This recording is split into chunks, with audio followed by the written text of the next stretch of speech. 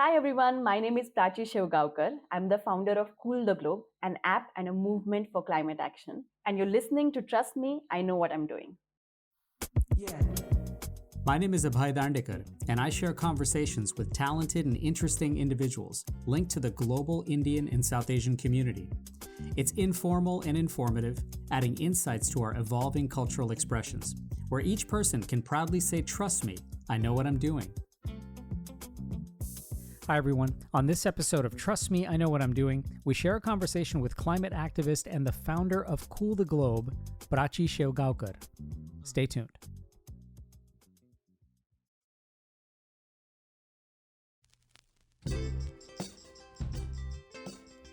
So here's a news flash, and it's pretty simple. The Earth is warming, and quite frankly, we need to make it cooler. Now, executing impactful personal actions is actually all around us now, and those actions certainly can have ripple effects for generations to follow. And speaking of ripple effects, a heartfelt thanks to everyone for listening to Trust Me, I Know What I'm Doing, and sharing it with your friends and family, and for following us on social media. Now, if you're enjoying these episodes, please take a moment to submit a kind rating and review wherever you might be listening or watching, as it's truly appreciated. So how do you actually make a difference in cooling the globe? For such a big question, it's sometimes hard to focus on how our own personal behavioral change can have impact. For Prachi Shevgaonkar, asking those essential questions have led to both personal discoveries, but also to large-scale organizing and climate activism. Based in Pune, Maharashtra in India, she's a climate innovator, a grassroots activist, and the award-winning founder of the Cool the Globe startup and app, which harnesses the power of individual users to take action in reducing carbon emissions. The effort, which started as a simple app, has now scaled to also mobilize action at the corporate and population level. So far, through her work with individuals, companies, advocacy groups, and government organizations, Prachi's campaigns have impacted over 25 million people across over 110 countries and helped save over 2.5 million kilograms of greenhouse gas emissions and counting. So if you ask yourself the question, what can I do about climate change? Prachi has an answer for you, and her aim has been to help people set targets, take action, and track progress. With an aim to simplify, allow for the task to not look so daunting, and feel like an empowering opportunity, Prachi is bringing a grassroots approach to the world's largest problem. Now, I was grateful to catch up with her for a conversation, and we started by talking about what she felt people who are introduced to this movement typically have to let go of. I'm curious, when you hear stories and feedback from people who are joining in this kind of collective movement and in this community, what do people have to let go of typically, or even unlearn perhaps, if they're effectively trying to cool the globe?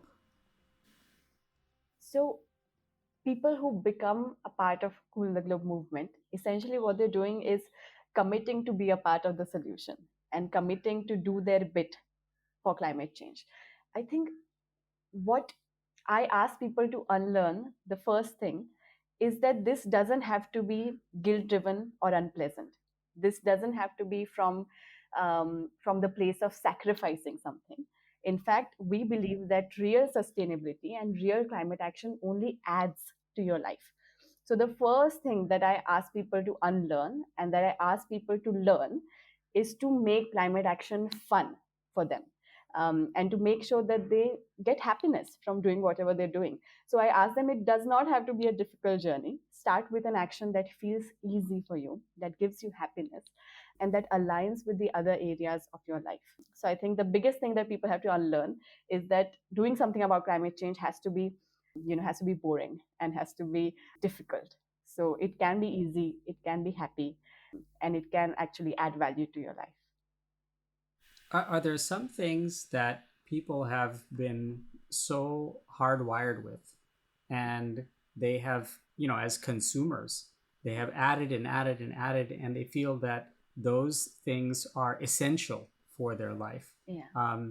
In the spirit of having fun, is there a switch that needs to go off to, in fact, shed some of those things? Is there a switch that needs to go off that says that, yes, while actually lightening the burden of my consumerism and the way that I live my life. This is something that I actually need to shed, and I hopefully can have some fun in doing that. While doing that.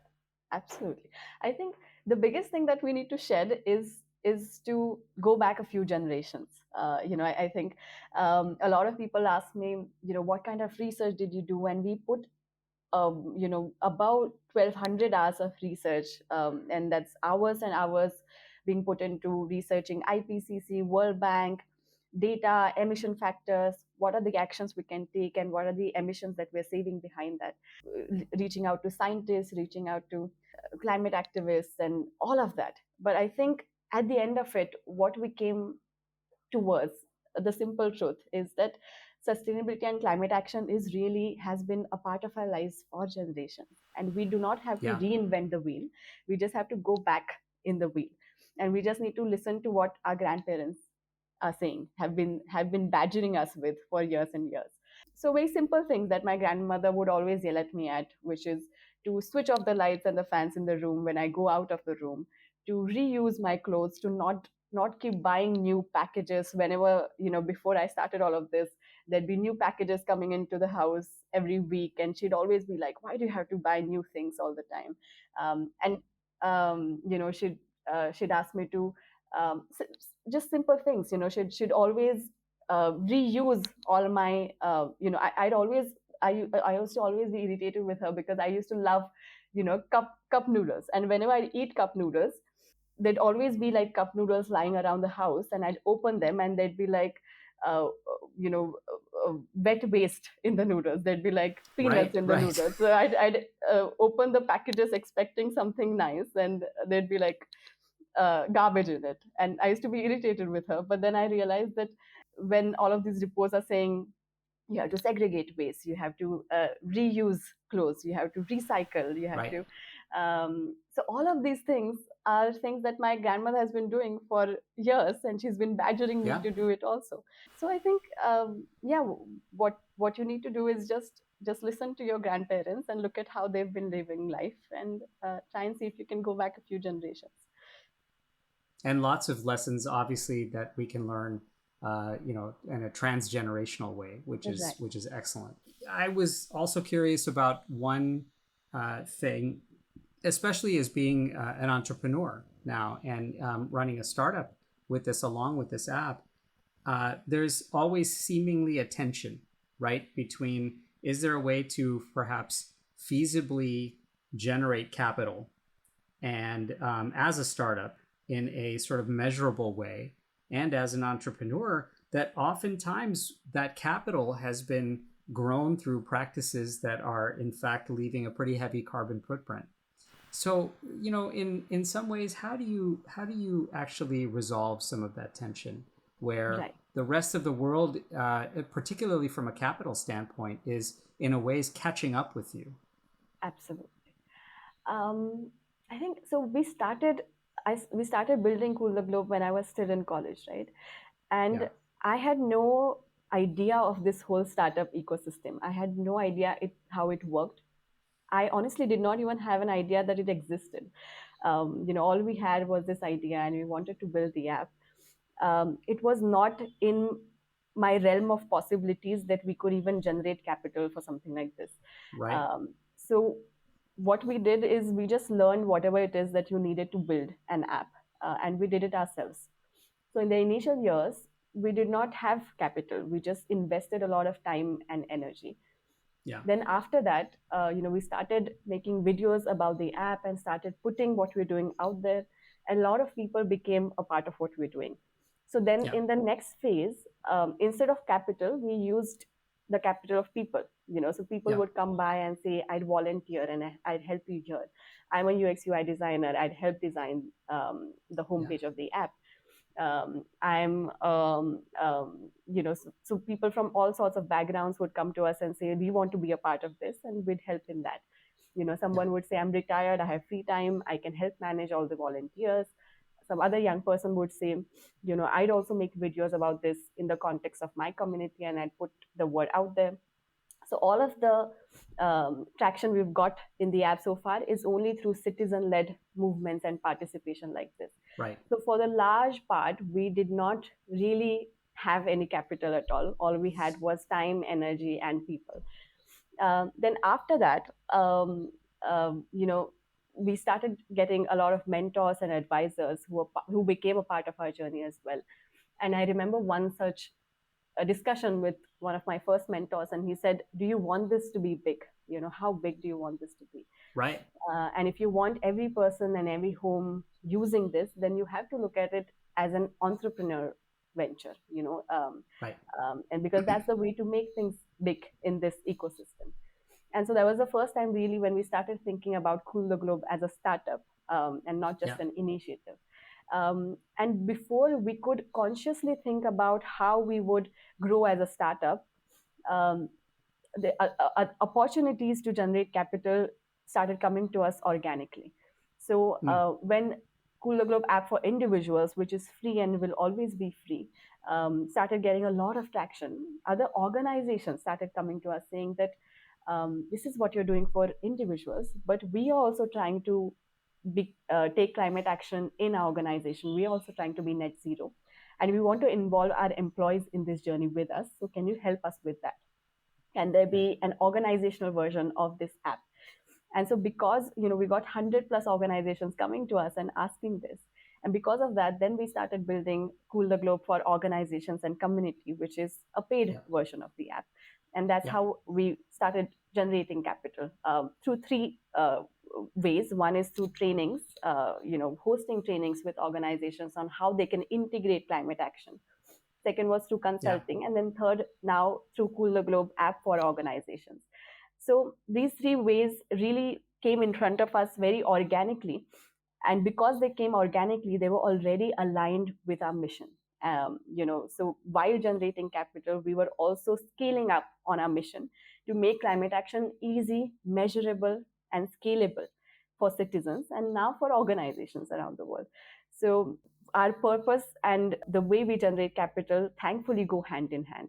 I'm curious, and this is just a very quick follow up, but Right. for those companies who are, again, striving to do something that aligns incredibly well and synchronizes with your mission. Right. Is there some catch up to go that, like, as they, because again, maybe some of their carbon footprint and some of their thinking, or for that matter, their actions, have not necessarily been always aligned with the mission, but they're trying and they're getting there, and there probably has to be some recognition of that in order for some of that change to happen. Absolutely. So I think most organizations today have realized that climate action, a few years back, sustainability was looked at as an add-on, as a checkbox to tick, and that's where the whole greenwashing term came from. Are you doing it just to show, just for show? But now the ecosystem has become such that most organizations have realized that if they have to survive over the next few decades, they have to look at sustainability at the core of their operations. We are entering a new era, and if organizations that take climate action and take meaningful climate action today will be leaders of the new millennium. And so they've realized that climate action is not just the right thing to do, but it's also the profitable thing to do, and it's also something that they have to do if they want to survive. The biggest organizations today have decided that they're not going to work with vendors, with partners who are not taking climate action. Consumers today care about this, so it's really become something that they need to do, and that really helps with the catch up. Because they have to catch up. It's become a need now. So the sooner the organizations realize that, the better it is for them. The ones that don't are going to experience the fallback themselves and then try and catch up. And which will of course be bad business for them as well. Absolutely. You're listening to Trust Me, I Know What I'm Doing. After a quick break, we'll come back to our conversation with climate activist Prachi Shevgaonkar.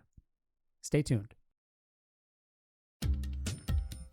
Every story told is a lesson learned, and every lesson learned is a story waiting to be told.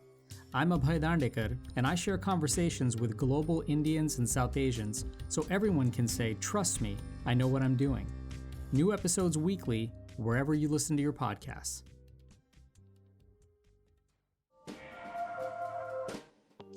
Hi, this is Madhuri Dixit, and you're listening to Trust Me, I Know What I'm Doing with Abhay Dandekar.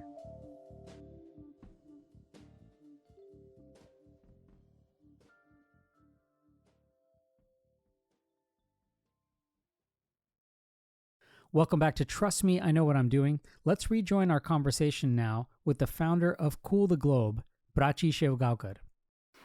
So much of the work that you do is uplifting and inspiring and, in many ways empowering to people. And at the same time, a lot of those who may not necessarily be in that community as part of the momentum, or even they start in that spot, there sometimes is a feeling of futility that unfortunately drives climate change to then take a back seat to other kind of issues or other personal things, right? So how do you combat this kind of fatigue when you're dealing with behavioral change and someone who really is trying to do the right thing and yet doesn't necessarily have perhaps the accelerators or the coaches or the ladders to get to the next level? How do you sometimes combat that kind of decelerating factor? Absolutely.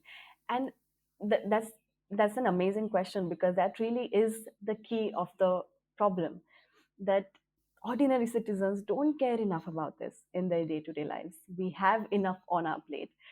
And it really helps me understand where they're coming from, because I went through the same thing in my journey as well.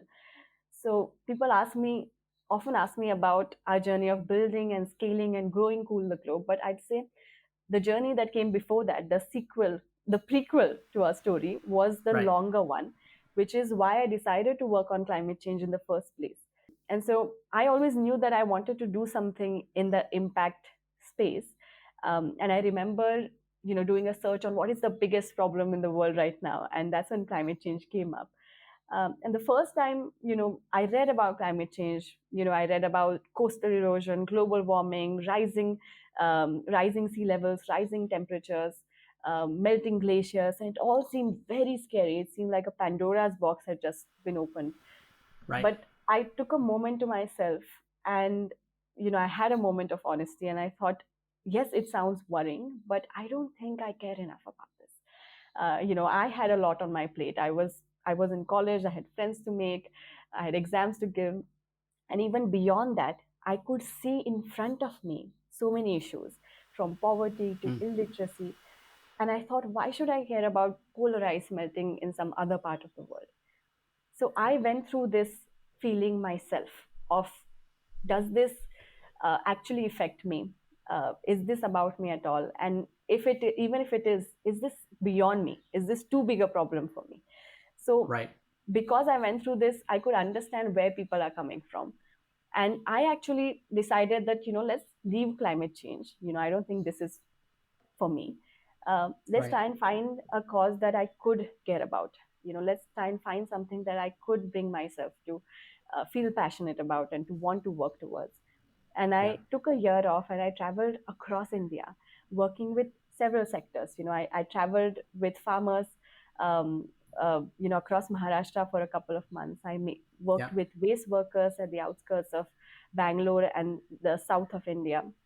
I taught children in villages and towns across India. And I worked with social entrepreneurs whose work really inspired me. And Yeah. during the course of doing that, when I was trying to find a cause other than climate change that I could care about, that climate change kept coming back to me. It was Yeah. during that time when I actually went on ground that I kept meeting people um, who were experiencing these catastrophic effects of climate change that I only read about till then. I remember meeting an old farmer who taught me more about it than any other global expert ever could. He Mm. said, small farmers like me just can't afford to keep doing it anymore.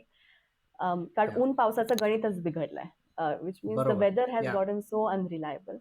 And when Yeah. I can't afford to grow food, there are 1,000 people who can't afford to buy food.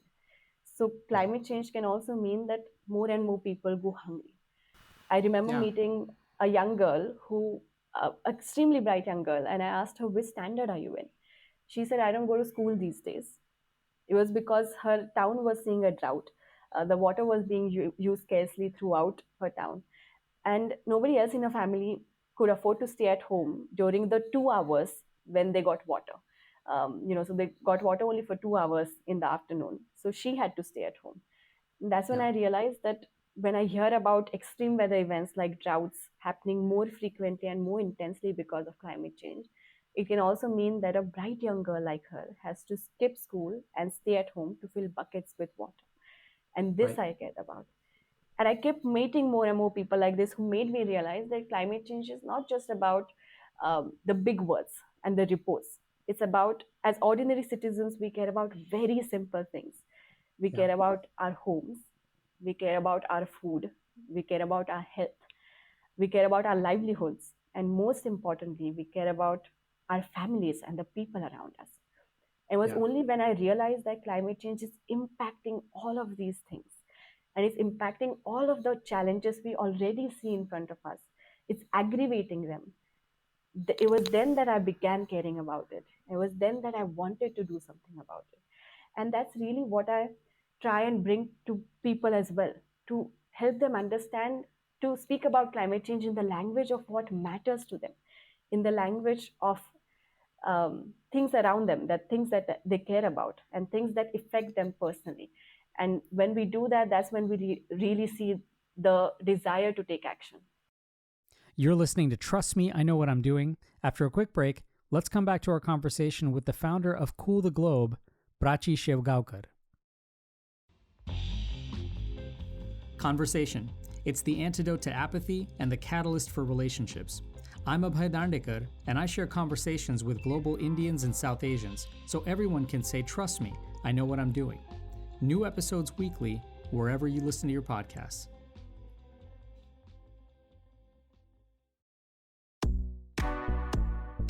Hi everyone, this is Sid Sriram.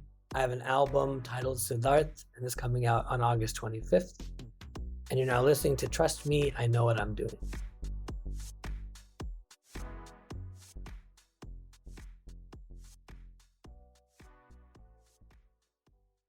Hey there, this is Abhay Dandekar, and you're listening to Trust Me, I Know What I'm Doing. Let's rejoin our conversation now with climate activist Prachi Shevgaonkar. Do you think that this is then a lot more about development of not just the awareness, but along with that, actually development of a deep empathy for how the world functions on a most human basis? Because it sounds like your sort of a series of aha moments and epiphanies, and this is probably nothing new in talking about, but clearly was how human this is, and particularly seeing it firsthand. And perhaps the way to make that switch happen is for people to have that same empathy as thinking about how connected all these things are to their own personal lives in the first place. I guess the question that I would have then layered into that is that what really drives policymakers and people who are in positions of economic power to now also enact the same change? Because for someone whose social entrepreneurship and community building is helping change minds of individuals, I imagine that the ultimate goal is to hopefully change the minds of those people, of course, who are in the levers of power. Absolutely. Firstly, that's such an excellent way of putting it. So thank you so much for that. And I, so we do a lot of work with policymakers. I get to interact and touch base with policymakers. But the reason we started Cool the Globe is also because I think the biggest transformation in the history of humankind have been brought about not just by leaders, influencers, or policymakers. They happen when ordinary citizens come on ground and say that this matters to me and I want to do something about this. When people like us come together and take action, because we have only 30 years to avoid the worst effects of climate change. And that means we are perhaps in some of the most significant decades of human existence. Um, any policy level change to get to get passed and to get implemented at a global level takes decades of work. Yeah. Any technological innovation to get actually implemented on ground also takes even longer than that. But the actions that you and I decide to take in our lives today, they can spread like wildfire.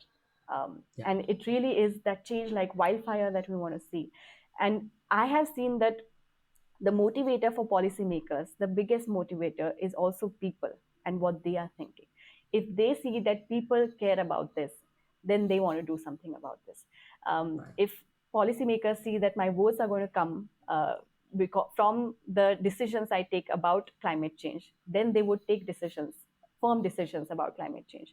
If organizations see that my consumers are going to buy things from me based on how sustainable they are, then they're going to look at sustainability a lot more seriously. So really that it really just starts from the choices we make at our home and the choices we make in our mindset that drives the policymakers and corporates and global leadership to take action.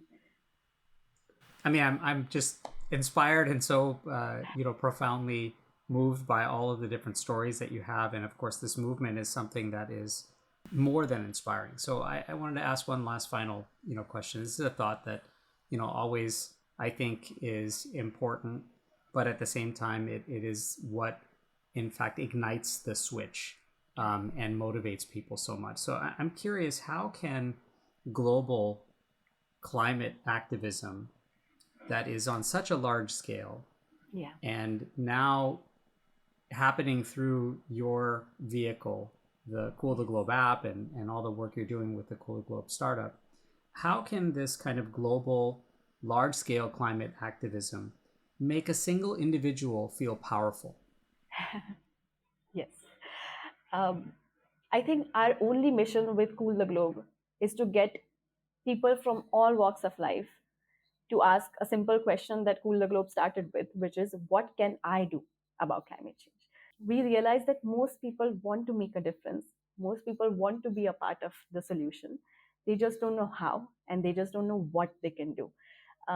And our simple message is really that in the face of a huge problem like climate change, our actions matter, our voices matter, and what we do makes a difference. And so we want every single person to figure out a small action that they can take in their day-to-day lives easily. A small action that they can do to be a part of the fight against climate change. We want them to figure out how it can be a meaningful part of their lives. And we want them to figure out how they can do it in a way that brings happiness to their lives. Then we want them to measure the impact of that action, measure the avoided emissions that come from taking that climate action in their day-to-day lives.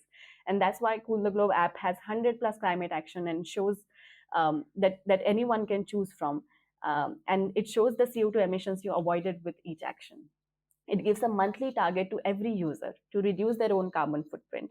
And the target is usually to reduce your carbon footprint by 10% every year. And that means taking about 3 to 4 climate actions every month, which is not a very difficult thing to do. And then lastly, we ask users to take those actions and tell 10 other people about it. Because we have seen firsthand that one action can inspire 10 others and it can create a wildfire of change.